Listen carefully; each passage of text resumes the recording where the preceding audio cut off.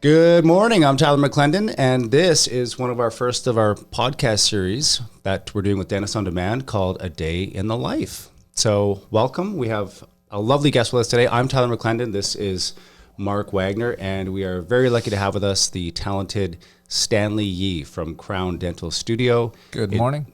Good morning. In Surrey, British Columbia, Canada. Are we in Langley? We're in Langley right now. I think we're in Langley, yeah. Yeah, but Stanley's lab is in Surrey. Oh, well, there you go. Yeah. So welcome, Stan.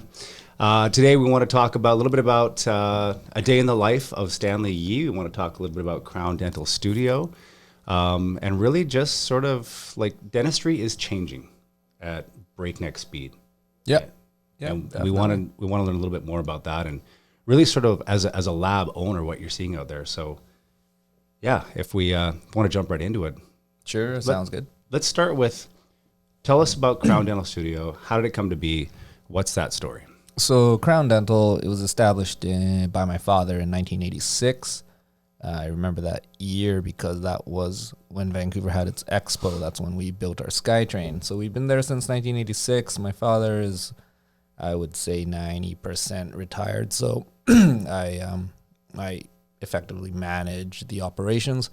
It is a full-service dental lab. We do everything, a lot of removables, a lot of crown and bridge. Seems like the trend right now is all ceramics and implants. They're getting quite popular, and everything's becoming digital. I mean, the funny thing is, when I was growing up in the lab business, I often question why do they call this dental tech? There's really nothing technologically innovative about this industry. But I'd say in the last 10 years, that's when I really realized, wow, this is very much technology. I mean, everything's digital, everything's milling, everything's printing, 3D printers, they're kind of taking over everything, milling machines taking over everything. So Stan, explain that a little bit more in detail from how that's evolved from the past. From the past, it was very, I would say, labor intensive.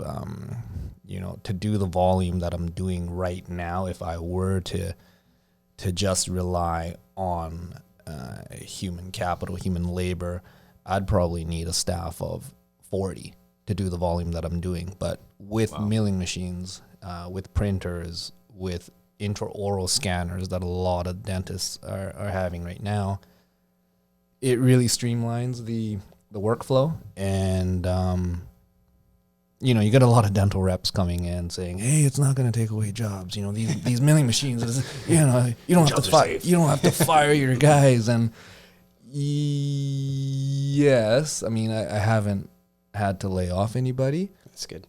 But that's because my volume grew. I mean, if I were to stay at the same volume as when I met Tyler, then yes, I'd probably lay off half my staff. Yeah. Right, yeah. So let's I kind of want to do a bit of a dive on that. So when you say jobs are safe, people aren't going anywhere, is it the landscape has changed? So somebody's doing one job for 10 years and all of a sudden the lab becomes digitized. You're receiving these digital scans instead of impressions.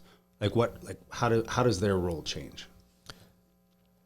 Their role, they would really have to adapt. The people that have been doing the conventional way to make crowns, they are forced to take on more of a supervisory role. Like they know what the morphology is. They have that knowledge, whereas a lot of the new technicians that are coming out of the school, they don't.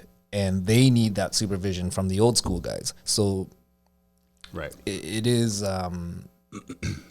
their role is changing in a sense that they are becoming less and less hands-on, more and more. Hey, let me look at that computer screen. Let me look at, how you digitally design this.